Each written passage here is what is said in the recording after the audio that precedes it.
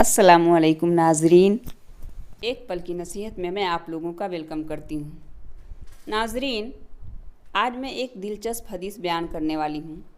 ये बुखारी की हदीस है। इसके रावी हज़रत अनस रज़ियल्लाहु ताला अन्हु हैं।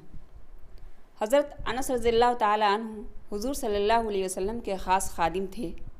एक मर्तबा की बात है, हुज़ूर सल्लल्लाहु अलैहि वसल्लम उनके घर तशरीफ़ लाए तो उनको बड़ी खुशी हुई। उनके घर में एक पालतू बकरी थी।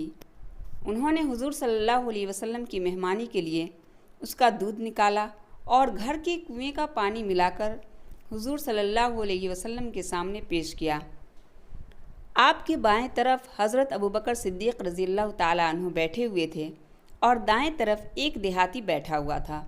हुज़ूर सल्लल्लाहु अलैहि वसल्लम ने कुछ दूध पिया, फिर आपने दूध का वो प्याला अपने बाएं तरफ बैठे हज़रत अबू बकर सिद्दीक़ रज़ियल्लाहु ताला अन्हु को न दिया, बल्कि दाएं तरफ बैठे हुए उस देहाती को दिया और फरमाया, दाएं तरफ से शुरू करो और बाएं तरफ जाकर ख़त्म करो।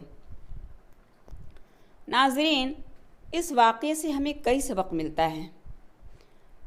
पहला ये कि जब हमारे यहाँ कोई मेहमान आए तो हमको उसको अच्छी से अच्छी चीज़ें पेश करनी चाहिए और उसकी अच्छी तरह से ख़ातिरदारी करनी चाहिए, जैसा कि हज़रत अनस रज़ियल्लाहु ताला अन्हु ने हुज़ूर सल्लल्लाहु अलैहि वसल्लम के साथ किया। दूसरा, जब भी कोई अच्छा काम करे या कोई चीज़ तक़सीम करे तो दाएं तरफ से करे।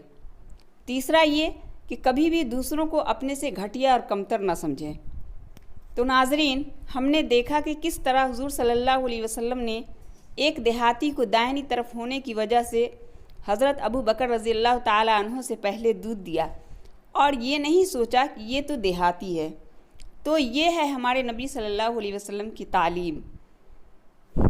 नाज़रीन, अगर वीडियो अच्छी लगी हो तो वीडियो को ज़्यादा से ज़्यादा लाइक और शेयर कीजिएगा और आने वाली हर वीडियो के लिए चैनल को सब्सक्राइब ज़रूर कीजिएगा।